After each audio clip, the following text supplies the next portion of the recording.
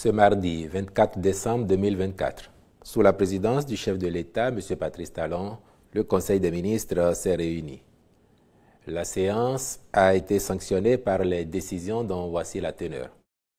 S'agissant des mesures normatives, au titre de ces mesures, ont été adoptés le décret fixant les modalités de recrutement sur titre, d'emploi et d'avancement de personnel spécialistes dans l'administration des eaux, forêts et chasses, ainsi que ceux relatifs à la réglementation des frais de justice et aux émoluments de services publics au titre de l'aide judiciaire.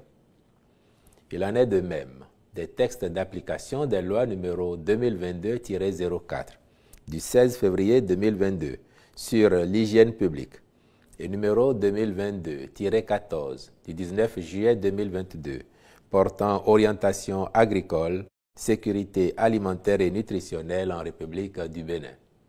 Il s'agit de celui portant conditions d'introduction et de mise en marché des additifs alimentaires sur le territoire national, puis de ceux fixant les modalités d'élaboration, d'adoption et le contenu des schémas d'orientation agricole, les conditions et modalités d'identification, de classement ou de déclassement et de gestion des terres agricoles et des terres à vocation agricole, les modalités d'organisation de la conférence agricole annuelle.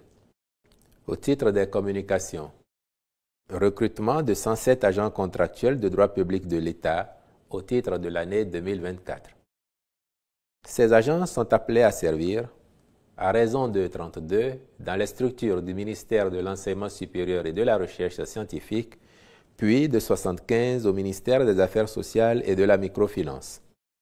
Leur déploiement permettra, pour ce qui est de l'enseignement supérieur, de combler le déficit généré par la grande mobilité et le départ à la retraite de certaines catégories d'agents, notamment au cabinet du ministre, au secrétariat général du ministère, ainsi que dans diverses directions techniques.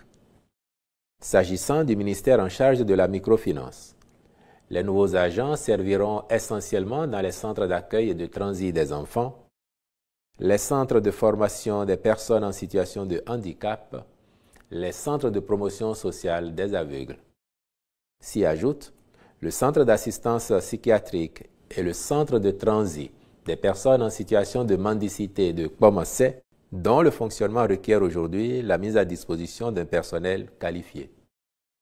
Au chapitre des mesures individuelles, au ministère de l'Intérieur et de la Sécurité publique, M.